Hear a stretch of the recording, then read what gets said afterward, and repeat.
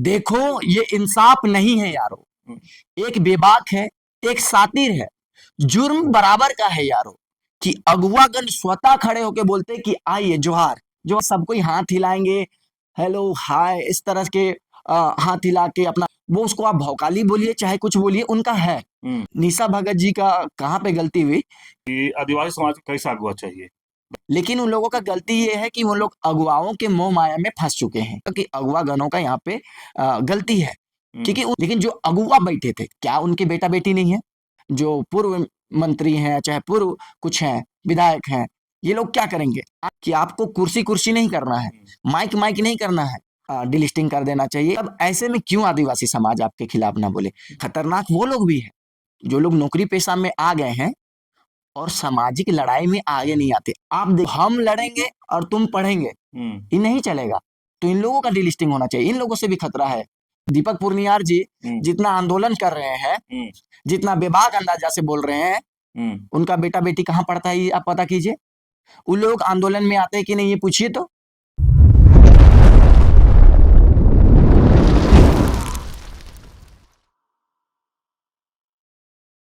नमस्कार, जोहार। आप देख रहे हैं झारखंड स्वतंत्र खबर। हमारे साथ राकेश बड़ाइक हैं जो सामाजिक कार्यकर्ता हैं, बुद्धिजीवी हैं और आदिवासियों में युवा नेता भी हैं। हम बात करेंगे कि 17 अक्टूबर को जो आदिवासियों का हुंकार महारैली हुआ, लाखों की संख्या में लोग वहां पहुंचे। लेकिन जिस तरह से वहां का थोड़ा देर के लिए माहौल को देखने को मिला कि निशा भगत मंच पर गई और जगह नहीं मिला, उसके बाद एक कहें कि बवाल खड़ा हो गया। तो हम सीधे सीधे बात करते हैं राकेश बड़ाई जी से कि वो जो बवाल हुआ उसको कैसे देखते हैं, किन के ऊपर कहाँ इनको कमियां दिखती है उस पर। राकेश जी जोहार। सभी दर्शकों को मेरा जोहार। राकेश जी, जो आप लोग का आदिवासी हुंकार महारैली था, उसमें थोड़ा देर के लिए देखा गया कि एक बवाल जैसा नजर आया, कहाँ पर आपको कमियां दिखा। देखिए, इतना बड़ा आयोजन किया गया था तो कहीं ना कहीं थोड़ा बहुत त्रुटि रह जाता है। यहाँ आप देखें तो आपको जो आयोजन करता थे उनमें भी थोड़ी कमी थी, और जो निशा भगत की बात कर रहे हैं वहाँ भी थोड़ी सी कमी थी। क्या हुआ कि आयोजनकर्ता लोगों के पास चौबीसों जिले से आए थे, वहाँ पे तमाम कुर्सियाँ लगी हुई थी और बहुत कोई बैठे हुए थे। अब ये है कि आए तो एक चीज होना था कि आयोजनकर्ता यहाँ पे गलती करते हैं कि वो आते हैं तो उनके अगुवाई में बहुत सारे लोग आते हैं, हजारों हजार की संख्या में। रामगढ़ से, आपका बोकारो से, हजारीबाग से वो संख्या दल लेके आते हैं।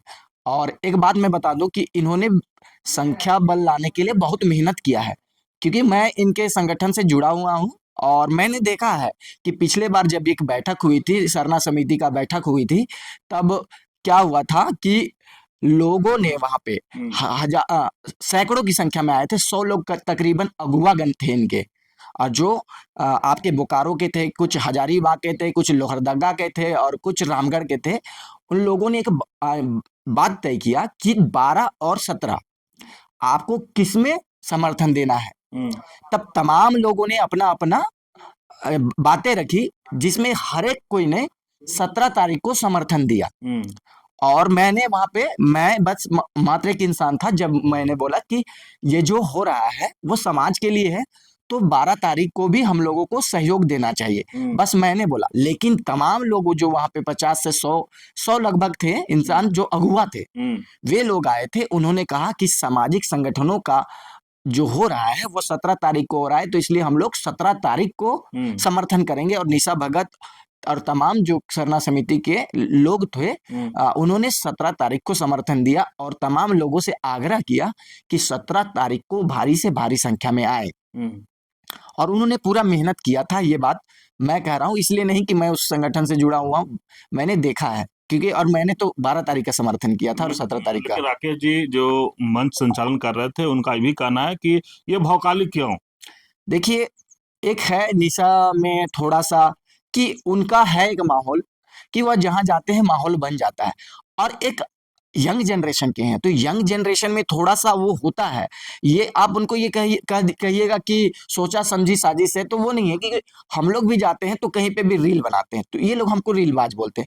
देखिए, एक जनरेशन होता है, जनरेशन जब आता है कि उसके साथ कुछ कुछ बदलाव आता है कि आप जिस तरीका से कार्य कर रहे हैं सबका कार्य शैली एक नहीं होता है। अब जैसे कि वो यंग जनरेशन की हैं, यदि अगर वो मंच पे चढ़ रही हैं और प्रशंसक उधर से उनका आवाज दे रहे हैं, तो अभी के जनरेशन वाले सबको ही हाथ हिलाएंगे, हेलो हाय इस तरह के हाथ हिला के अपना अभिवादन करते हैं। पहले के लोग कुछ अलग तरीका से करते, तो उनका एक है, वो उसको आप भौकाली बोलिए चाहे कुछ बोलिए, उनका है। और उनको उनको देखना लोग पसंद भी करते हैं, उस तरह का भौकाली को भी पसंद करते हैं।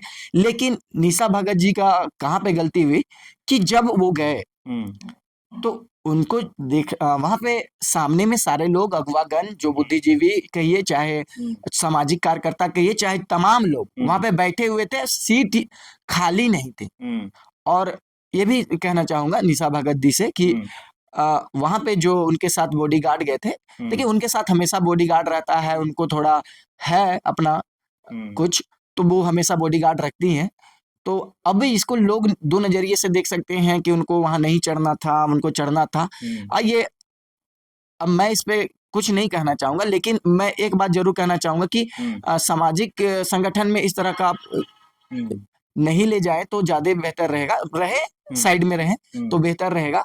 लेकिन बात वहां पे ये आता है कि जब वो चढ़ रहे थे तो उतने संख्या बल से को लेके लोग आए, तो आपको ये करना था कि आपको उनके नाम से आपको अभिवादन करते हुए उनको कहना था कि इनके अगुवाई में इतने लोग आ रहे हैं, उनको अभिवादन करना था। लेकिन देखा गया कि उनको ना अभिवादन किया गया वहां, ना ही बैठने के लिए पूछा गया कि नहीं गया, ये तो मुझे नहीं पता। लेकिन वो पीछे से कुर्सियां मंगा रहे थे, ये मुझे गलत लगा उनका कि पीछे से आप, आगे में बना हुआ है, आप किसी के आगे बैठिएगा, तो ये थोड़ा सा गलत लगा। बाकी हमको कुछ गलत नहीं लगा। हाँ, उसके बाद जो थोड़ा कुर्सी के चक्कर में जो वहां पे खींचातानी हुआ, उसके बाद निशा भगत जी थोड़ा सा उग्र हुए और मीडिया बंधु को संबोधित करने लगे कि हमारे साथ बदसलूकी हो रहा है, ये हो रहा है, क्योंकि उनको अभिवादन नहीं किया गया, बैठने के लिए कुर्सी नहीं दिया गया, इस तरह का तमाम आरोप लगा रहे थे। राकेश जी, आप आदिवासियों में युवा हैं, युवा पढ़ा लिखा है, बुद्धिजीवी हैं। एक पोस्ट था एक बुद्धिजीवी का कि आदिवासी समाज को कैसा अगुवा चाहिए, दारूबाज और शब्द के और जैसा रीलबाज, तमाम कई शब्द का उपयोग जो हम आपको अभी नहीं कर सकते हैं, तो कैसा चाहिए, देखिए किस तरह इशारा था उनका? देखिए, अब कौन क्या बोलेंगे तो मुझे नहीं पता। गालीबाज, पियक्कड़, मतवाद, ऐसे कई शब्द का मैंने उपयोग किया गया है। देखिए, आप शराब पिए तो आप सही हो जाइएगा। देखिए, कोई भी कुछ कर, पर्सनल लाइफ में कुछ भी करे, लेकिन यदि अगर वो समाज के लिए खड़ा है, अगर मैं रील बना रहा हूं, मेरे रील से अगर लाखों लोग इंस्पायर हो रहे हैं, तो रील बनाना सही है।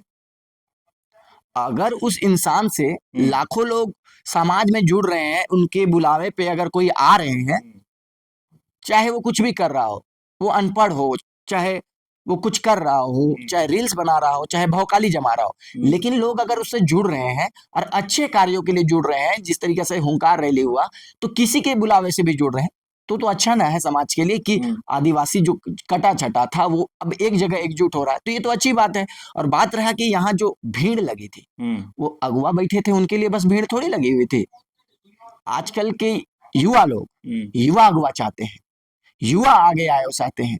वो सबकी भीड़ थी वहां, मेहनत एक एक युवा का था। आकाश तिर्की को आप दिन रात मेहनत करते हुए देखिएगा, वहां और तमाम युवा उस संगठन से जुड़े हुए हैं, ऋतिक है वहां, आपको तमाम महिला के लोग भी हैं, नाम मैं सबका ले नहीं पा रहा हूं, तो तमाम लोग हैं वहां, सबका मेहनत है। उन लोगों को देखिएगा, रात में अटेंड किए हैं मीटिंग, घर घर जाके पर्ची बांटे हैं। क्या इतने अगुवा थे? क्या वे अगुवाओं का इतना मेहनत था?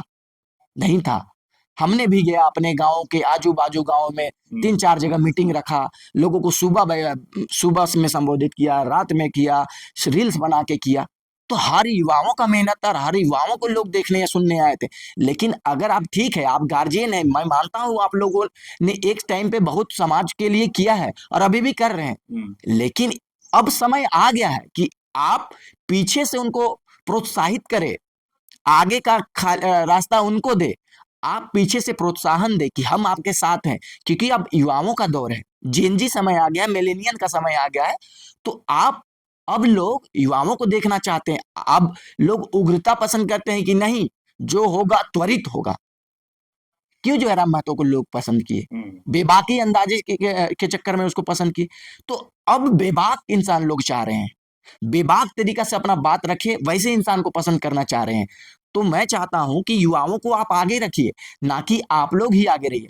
देखिए वहां पे ये भी हो सकता था कि ये एक जो वहां पे आयोजन करता थे ये कह सकते थे कि नहीं, हमारे 24 जिला से लोग आ रहे हैं, तो सभी बाहर के जो लोग हैं, जो रांची से बाहर के लोग हैं, उनको ही संबोधन करने का ये दिया जाएगा। क्योंकि रांची के लोग तो आए दिन हर दिन प्रेस कॉन्फ्रेंस करते हैं, मीडिया बंधु को संबोधन करते हैं, हर जगह कभी रील्स कभी वीडियो में दिख जाते हैं। तो जो लोग बाहर से अगुआ आए थे तो उनको बस संबोधन करने देना चाहिए था। या फिर ये हो सकता था कि जो लोग संबोधन कर चुके हैं उनको स्वतः सीट खाली कर देना था, ताकि कोई जो नया आ रहे हैं वो बैठ जाए।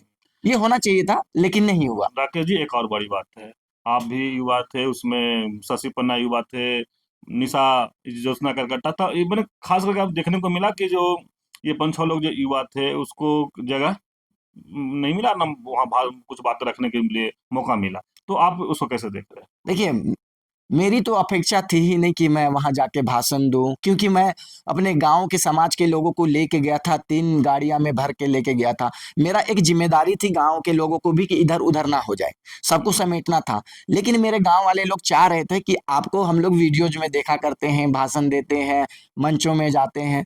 तो कुछ लोगों ने मुझे कहा कि आप एक बार चले जाइए, आपको खड़ा होना देखना चाहते। तो हम गए थे, कोई हमको बुलाया नहीं था। हाँ, वहां पे आयोजनकर्ता का बहुत बड़ी गलती है कि लोग जब आ रहे हैं तो आप हमको पहचान रहे हैं, लेकिन उसके बावजूद आप नाम लेके संबोधित नहीं कर रहे हैं कि इनके अगुवाई में लोग आ रहे हैं। लोगों का नाम आपको लेना चाहिए था, क्योंकि इन लोगों का जो लोग आए हैं अगवा करके, उन्होंने बहुत मेहनत किया है। आप ऐसे आप मेहनत करके आप निकाल दीजिए 100 गो संख्या, नहीं आएगा। आप देख रहे थे क्या क्या संख्या आ रही थी सिरमटोली मुद्दा पे। हाँ। बस हम लोग ही थे जो मेहनत किया था, सब अगवा किया था। जो ये लोग आकाश लोग का नाम ले रहे हैं, दिन रात मेहनत है उन लोगों का। लेकिन उन लोगों का गलती ये है कि वो लोग अगुवाओं के मोह माया में फंस चुके हैं, और अगुआ जो कहते हैं वही करते हैं। उन लोगों की गलती नहीं, उन लोग मेहनतबाज बहुत है, समाज के लिए सोचने वाले हैं। लेकिन बात रहा कि अगुआ के मोह माया में फंस चुके हैं, सीधी सी बात है। और अगुवागण का यहाँ मैं साफ तौर पे मैं कहना चाहूंगा कि अगुवागणों का यहाँ पे गलती है, क्योंकि उन लोगों को, युवाओं को आगे आने का मौका देना चाहिए। क्योंकि युवाओं का पूरा ये जो था माहौल बनाया हुआ था, युवाओं का माहौल बनाया हुआ था, ये कोई अगुवाओं का नहीं। कहीं पे आप उनको मेहनत करते हुए नहीं देखे होंगे। आप उनको बस सीट में आगे जाके बैठते थे। एक बात बताइए, आज जितने युवा मेहनत कर रहे हैं, हर आंदोलन में देखिएगा ये आते हैं, बढ़ चढ़ के आते हैं, अपने माता को लेके आते हैं, अपने भाई को लेके आते हैं, अपने चाचा को लेके आते हैं, अपने पूरे गांव को लेके आते हैं। लेकिन जो अगुवा बैठे थे, क्या उनके बेटा बेटी नहीं है? क्या उनके भाई बहन नहीं है? क्या उनके सगे संबंधी नहीं है? तो जब ये आते हैं तो अकेले आते हैं और सीट में बैठते हैं। लेकिन युवा आता है जब, अपने पूरे गांव को लाता, अपने समाज को लाता, अपना भाई को लाता, अपना चाचा को लाता, अपना चाची को लाता, अपना माँ को लाता है। तो इन लोगों का कोई ये रोल नहीं है क्या? ये लोग आगे बैठने लायक हैं या नहीं? समाज से मैं पूछना चाहता हूं। मैं जब आया था, मैं अपने भाई को, अपने माँ को, अपने चाची को डांट के लाया था। इसलिए लाया था कि समाज की बात है, हम लोग को एकजुट होकर जाना है। मेरी चाची ने उस दिन लहसुन रोपने का निर्णय लिया था। मैंने बोला कि आज आदिवासी समाज के लिए आपको लड़ना है, लहसुन कल भी रोपा जा सकता है। मैंने ऐसे तमाम लोगों को इसी तरह से आग्रह किया था, तब लोग आए थे। और तमाम अन्य लोग भी हैं जो युवा हैं, वो भी अपने भाई बहन सबको लेके आते हैं। लेकिन आप देखिएगा अगुआ के कितने लोग आते हैं। अगुआ मात्र अकेला आता है, अकेला कुर्सी में बैठ के जाता है और अपना सारा भौकाली लेके जाता है। तो मैं कहना चाहूंगा अगुआओं को कि आप जब संबोधन करना हो, सम्मान पाना हो, तो आप अकेले आते हैं, हर समय अकेले आते हैं। लेकिन जो युवा पूरे परिवार को, अपने सबको समेट के लाता है, उसका क्या, आप उसको क्या सम्मान दे रहे हैं? और एक बात, जब चुनावी दौर आ जाता है तो ये लोग अपने बेटा को प्रमोट करते हैं। आप उस समय युवाओं को क्यों प्रमोट नहीं करते हैं? अभी देखिएगा तमाम लोग, जो लोग अभी पीछे हो जाएंगे, जो नेता हैं, जो पूर्व मंत्री हैं, चाहे पूर्व कुछ हैं, विधायक हैं, ये लोग क्या करेंगे आने वाले में दिनों में? देखिए कि क्या इस युवा को आगे का चेहरा बनाएंगे? नहीं बनाएंगे। ये लोग अपने बेटा को थोप देंगे, अपने बेटा बेटियों को थोप देंगे कि नहीं, आपका अगला युवा चेहरा ये होगा। क्यों होगा भाई? उसने क्या मेहनत किया, कितना भीड़ लोगों से उन्होंने इंटरेक्ट किया है, कितने लोगों को उन्होंने समझा के आंदोलनों में लाया है। आप देखिए तमाम आंदोलन, चाहे आप सरना स्थल सिरमटोली वाला आंदोलन, कितने अगुवाओं का बेटा बेटी या फिर परिवार के लोग आए। आप चाहे नगरी आंदोलन देख लीजिए, वहां गोली खाने के लिए कौन गया? समाज का लोग गया, अपना चचा भतीजा सबको लेके गया। अगुआ लोग आपका वहां सरना स्थल बेड़ों में भी गए। आपका अभी फिलहाल ये जो हो रहा है कुर्मी आंदोलन, सब जा रहे हैं, लेकिन अगुवाओं के लोग क्यों नहीं आते हैं? क्या उनके लोग नहीं है? लेकिन राकेश जी, एक और बात, पहले तो आप लोग कुर्मी वर्सेस आदिवासी खूब आप भी बात रखे, अपने तरफ से लड़ाई लड़े।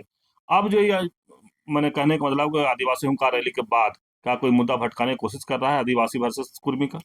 बिल्कुल ये मुद्दा भटक नहीं रहा है, क्योंकि युवा एकजुट है। हम्म, बस अगुवा लोगों को जो ये फेस चमकाने की जो है हम्म, होड़ हम्म, मची हुई है, ये छोड़ देनी चाहिए।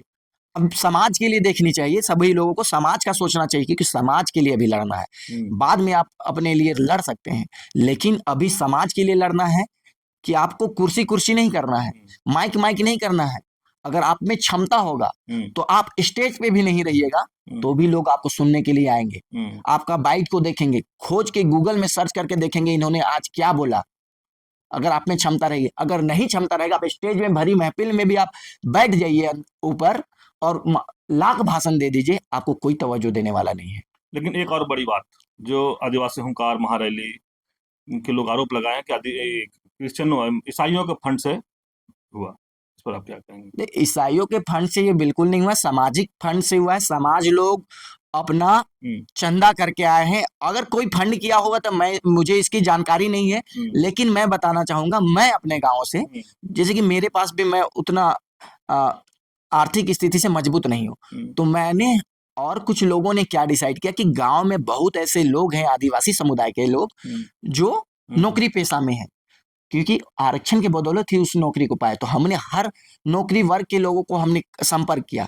हर लोगों ने कोई 1000, कोई 2000, कोई 1500, कोई 500, इस तरह से मदद किया। तब हमने 3 गाड़ियां लेके अपने समाज के लोगों को लाया। तो वहां लोगों ने मदद किया था, मतलब जो सरकारी सेवाओं में है, जो सक्षम है, वो लोगों ने हम लोगों को मदद किया था। हम लोगों ने किसी से जैसे कि ये लोग होते हैं ना, राजनीतिक पार्टी से या फिर ये वो से लिया ये लोग चंदा, ये हम लोगों ने नहीं किया है। और किसी ने किया होगा तो भी सही बात है, क्योंकि सामाजिक लड़ाई है। कोई भी अगर मदद कर रहा है तो ये नहीं देखा जाएगा कि किसने मदद किया, किस ये से मदद किया। जब आपको अगर बीमारी लगी हो तो आप ये नहीं दिखेगा कि मुस्लिम है, क्रिश्चियन है, कौन है। आपको दवा लेना सर्वप्रथम आपका यही प्राथमिकता रहेगा। और रही बात कि क्रिश्चियन पे सवाल क्यों उठता है, बार बार ये लोग क्रिश्चियन पे सवाल इसलिए उठाते हैं कि क्रिश्चियन समुदाय को भी इस चीज को समझना चाहिए। देखिए, मैं नहीं कह रहा हूँ कि क्रिश्चियन समुदाय को आदिवासी नहीं है या फिर उसको डिलिस्टिंग कर देना चाहिए। ये बात की मुद्दा है, वो सरकार तय करे। हम लोग सबको एक मानते हैं, एक तीर एक कमान, सारे आदिवासी एक समान। लेकिन बात क्रिश्चियनों को ये समझनी चाहिए कि जब आदिवासियत मुद्दा होता है तो क्रिश्चियन के कुछ गिने चुने लोग आते हैं। आप आदिवासी का देखिएगा, घर परिवार गांवों से, कस्बों से, मोहल्लों से उठ के आ जाते हैं।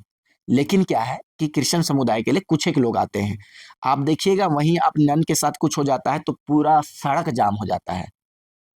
पूरा क्रिश्चियन समुदाय छोटा बड़ा से लेके बूढ़ा बुजुर्ग तक सड़कों पे उतर जाता है। लेकिन जब आदिवासी अस्मिता पे खतरे होते हैं तो ये लोग घर में बैठे रहते हैं। तब ऐसे में क्यों आदिवासी समाज आपके खिलाफ ना बोले? तो ये हो जाता है। लेकिन मैं अपने क्रिश्चियन समुदाय के लोगों को बोलना चाहूंगा कि जब आदिवासी की धर्म संस्कृति पे अत्याचार हो तो आप आदिवासी होने के नाते, हम लोग आपको आदिवासी मानते, तो आप लोग खड़ा रहिए। लगेगा कि हाँ, आप भी हमारे साथ हैं। ये कमी महसूस होती है, तो इसको क्रिश्चियन समुदाय के लोगों को सुधारना चाहिए। मैं बस यही कहना चाहूंगा। एक और लास्ट सवाल, निशा भगत कह रहे हैं कि कुर्मी से खतरनाक ईसाई है लोग। देखिए, अब ये उनका मंतव्य है, इस पे मैं नहीं जा सकता हूँ। अब कौन खतरनाक हो सकता है, कौन नहीं खतरनाक हो सकता है, ये तो आने वाला समय बताएगा, क्योंकि कुर्मी तो अभी एसटी सूची में शामिल नहीं हुए। और ये भी है कि वो शामिल नहीं होंगे। और हाँ, खतरनाक तो वो लोग हैं, खतरनाक ये ईसाई कुर्मी सब अपने जगह है। खतरनाक वो लोग भी हैं जो लोग नौकरी पेशा में आ गए हैं और सामाजिक लड़ाई में आगे नहीं आते। आप देखिएगा, शहरी लोग, जो लोग गांवों से आरक्षण का लाभ लेकर नौकरी पाकर जब वो शहर में आ जाते हैं, शहर में अच्छा पैसा कमा के एक घर बना लेते हैं, जमीन खरीद के घर बना लेते हैं, और जितने बाहर के लोग जो यहाँ पे बसे हुए हैं शहरी क्षेत्रों में, उन लोगों के बेटा बेटी लोग आप देखिएगा कि सामाजिक लड़ाई में नहीं आते हैं। आरक्षण की लड़ाई है अभी, एसटी सूची में शामिल होने के लिए कुर्मियों को नहीं आने देने के लिए लड़ाई है, लेकिन कोई नौकरी पेशा के बच्चे लोग आगे नहीं आ रहे हैं। गांवों से, कस्बों से, मोहल्लों से लोग आ रहे हैं। तो क्या ये बस उनके लिए लड़ाई है? आप देखिएगा कि ये लोग जो नौकरी पेशा में जो लोग आ गए हैं, शहरों में बस गए हैं, उन लोगों का एक स्टैंडर्ड आदिवासियों के जो गांव में रहते हैं उससे कई अधिक स्टैंडर्ड हो गया है। तो उन लोगों से भी हमको खतरा है। कैसे बताते हैं हम? आप देखिएगा उनके बाल बच्चे क्या होते हैं कि अच्छे स्कूलों में पढ़ते हैं, अंग्रेजी फर्राटेदार बोलते हैं, वो लोग हर चीज में अव्वल होते हैं हमसे। जो गांव के जो आदिवासी हैं वो लोग सरकारी स्कूल में पढ़ रहे हैं। सरकारी स्कूल की शिक्षा स्तर क्या है आप सोचिए।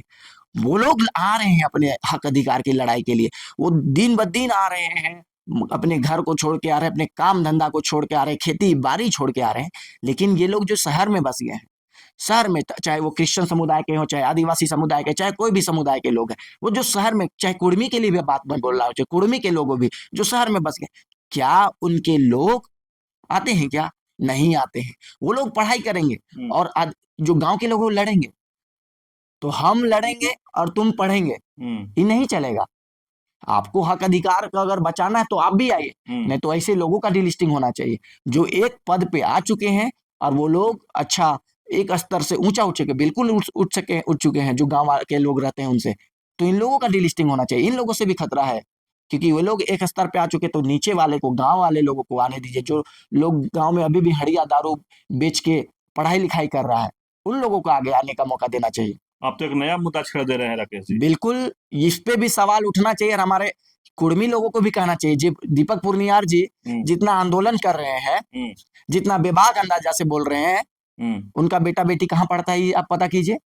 उन लोग आंदोलन में आते हैं कि नहीं ये पूछिए तो। आते हैं क्या? उनके भी लोग कहाँ से आ रहे हैं? जो आंदोलन करने वाले लोग गांव गांव से आ रहे हैं। शहरी वाला लोग कोई आते हैं? उनका बेटा बेटी, जो लोग मास्टर टीचर लोग होगा उसका बेटा बेटी लोग नहीं आएगा, क्योंकि लोगों को पता है लड़ेगा वो और फायदा हम लेंगे, हम लोग फायदा लेंगे, हम लोग पढ़ेंगे, तुम लोग जाओ लड़ो, तुम लोग लड़ो, हम पढ़ो। ऐसा वाला हाल हो गया। सब सब सब समुदाय में, ये आदिवासी समुदाय की बात नहीं कर रहे, तमाम समुदाय में। आप देखिए कि लड़ने वाले निम्न वर्गीय हैं, जो गांव से हैं, जो लोग मध्यम वर्गीय हैं, जो एक स्तर ऊंचा उठ गए, वो लोग किसी से मतलब नहीं है, उनको पढ़ने लिखने से मतलब है, अपना एक अलग उन लोगों का एक स्टेटस मेंटेन करने का है। उन लोगों को सामाजिक लड़ाई से कोई मतलब नहीं। तो ऐसे लोगों से भी हमको खतरा है। देखो ये इंसाफ नहीं है यारो, एक बेबाक है, एक सातिर है। जुर्म बराबर का है यारो, कि जुर्म बराबर का है यारो, सबके मुंह पे कीचड़ मारो। एक के कोई के मुंह पे कीचड़ क्यों मारिएगा? जुर्म सबका बराबर है, तो अगर मार रहे हैं कीचड़ तो सब पे कीचड़ मारिए। एक लोगों के पे निशा भगत ये खराब है या अगवा खराब है, ये बात मत बोलिए। यहाँ सबका गलती है, सबको जिम्मेदारी लेना होगा कि अगवा गनों से भी है और जो लोग आए हैं उनसे भी गलती है। तो सबका बराबरी का यहाँ पे है, क्योंकि मिल के ही रहना है, तो सबको एकजुट रहना होगा। किसी से आप जो है आप लोगों में बैर, आपको अगर लड़ना है कुर्मी समुदाय से या फिर कुर्मी के मांगों के खिलाफ आपको अगर एकजुट दिखना है, तो आपको मंच में इस तरह से नहीं दिखना चाहिए। जो वहाँ अगवागन है, जो लोग वहाँ पे गार्जियन है, उनको संभालना चाहिए उस सिचुएशन को। ऐसे सिचुएशन आपके साथ बहुत बार आएंगे, तो क्या आप इसी तरीके से डील कीजिएगा? आपको तो गुण होना चाहिए उससे कैसे डील करना है। आप एक अगुवा होने के नाते गार्जियन क्या कहेगा? अगर आप मेरे गांव घर में आते हैं, आप मेरे से अगर मान लिया जाए छोटे होते और मैं बड़ा होता, तो भी मैं अपना कुर्सी, चलिए आइए बैठिए 2 मिनट के लिए, बैठने के लिए दिया जाता। इस तरह का अगुवागनों में होना चाहिए ये गुण, कि अगुवागन स्वतः खड़े होके बोलते कि आइए, जोहार जोहार, आइए बैठिए। मैंने आदिवासी अगवा में आपका गुण दिखा। बिल्कुल, आपको युवाओं को लेके चलना है। ठीक है, वो कुछ कुछ बयान इधर उधर दे देते हैं, लेकिन वहां पे आपको देखना चाहिए था, आपको सुनना चाहिए था, उसके बाद आपको डिसीजन लेना चाहिए था। ये नहीं कि आपको पहले से होना चाहिए। अगुवा में यही गुण होना चाहिए कि आप सबको सम्मान दे रहे हैं, चाहे वो आपका दुश्मन ही क्यों ना हो। दुश्मन को भी प्यासा हो तो उसको भी पानी पिलाना चाहिए। ये गुण अगुवा में होना चाहिए। अगुवाओं को होना चाहिए कि अपना सीट छोड़ दे जो युवा है उसको आने के लिए, वो होना चाहिए अगुवाओं में गुण। वो गुण हमको अगुवाओं में नहीं दिखा। वो गुण होना चाहिए, चाहे वो निशा भगत आए, चाहे राकेश बड़ाइक आए, चाहे आकाश तिर्की आए, चाहे अन्य युवा लोग आए जो कि मेहनत किए थे, चाहे वो शशि पन्ना हो, चाहे ज्योत्सना केरकेटा हो, कोई भी आए, आपको बड़ा दिल रखना चाहिए कि आइए, आप लोग 5 मिनट ही सही बैठिए, आप जनता को संबोधित कीजिए, फिर आप जाइए, क्योंकि 24 जिलों के लोग वहां आ रहे थे, तो सबको बारी बारी आने का मौका देना चाहिए था, क्योंकि स्टेज उतना बड़ा नहीं था। स्टेज बड़ा बनाना चाहिए था, या फिर बारी बारी सबको 5-10 मिनट वहां बैठा के उनको संबोधन करवा के उनको विदा कर देना चाहिए था। ये होना चाहिए था। चलिए, अभी आप सुन रहे थे राकेश बड़ाइक की बात, जो पेशे से एडवोकेट भी हैं और आदिवासी मुद्दे पर मुखर होकर हर बात अपनी बात को रखते भी रहते हैं। इस बार भी जो कहें कि आदिवासी हुंकार रैली हुआ, उसके लेकर के कुछ विवाद हुआ था आपस में, उस पर भी बेबाक तरीके से अपनी बात को रखे और बताए कि जहां पर जो आदिवासी अगुवा थे उनमें भी कहीं कुछ कमियां था, तो जो निशा भगत थी या और जो लोग थे उनमें भी कुछ कमियां गिनाए। लेकिन ये बहुत बड़ी बात कह रहे हैं कि जिस तरह से आदिवासी आंदोलन जो हो रहा था, कुर्मी वर्सेस आदिवासी का, जिस तरह से लगा उस दिन कि कहीं ना कहीं कोई उसको ये करने की कोशिश कर रहा है आपस में, जो जिस तरह से इन लोग बवाल कर रहे थे, लड़ रहे थे, उस पर भी बहुत अच्छे तरीके से खंडन किए राकेश बड़ाइक। लेकिन ये कह रहे हैं कि अब जो खतरा की बात कर रहे हैं, खतरा बोला कि कोई भी समाज हो, चाहे आदिवासी समाज हो, कुर्मी समाज हो, जो पढ़े लिखे तबके जो शहर आ गए हैं, वो कह रहे हैं कि तुम लड़ो, हम पढ़ेंगे। तो ऐसा नहीं चलेगा। मैंने एक नया मुद्दा राकेश बड़ाइक फिर मार्केट में छोड़ रहे हैं कि ऐसा नहीं होगा। जो गांव कस्बे के लोग हैं, ये गिनाए भी कि जो आंदोलन हो रहा था उसमें अपनी माँ, चाची, जिनको अब खेती गृहस्थी का काम था, उनको भी छोड़ा करके आंदोलन में लाए। और जिस तरह से वहां पर हुंकार रैली की बात कहे कि जब हम लोग लेके लोग आते हैं गांव से, तो जो आता है वो हमको भी सुनना पसंद करता है, हमको भी स्टेज पर देखने के लिए चाहत रखता है। लेकिन जिस तरह से आदिवासी अगुआ की कमियां गिनाए, उसमें भी एक कमी गिनाए कि जो लोग आ रहे थे, तो जैसे राकेश बड़ाइक भी बोले कि जो भी हम लेके आए थे अपना गांव से, तो एक संबोधन करना था कि राकेश बड़ाइक ने इतना लेकर के या फला जगह से आ रहे हैं, लेकिन वो भी संबोधन लोग नहीं किए। तो कहीं ना कहीं इनको भी दिल में दुख था, दर्द था, लेकिन कहे कि वो चाहत नहीं था। लेकिन जो मेरे गाँव से आए थे उनको तो थोड़ा लगता है कि मेरा मेरा एक लीडर है, मेरा भाई है, वो भी स्टेज पर दिखे। लेकिन वहीं पर एक बात आया कि जिस तरह से अभी एक छेड़ा गया है कि इस ईसाइयों के फंडिंग से, मिशनरियों के फंडिंग से आंदोलन, तो उस पर यह कह दिया कि ऐसा कुछ नहीं था, हम भी अपने गांव से चंदा करके लोगों के लेके आए थे। अगर ऐसा होता भी है तो लड़ाई में ऐसा देखा नहीं जाता है।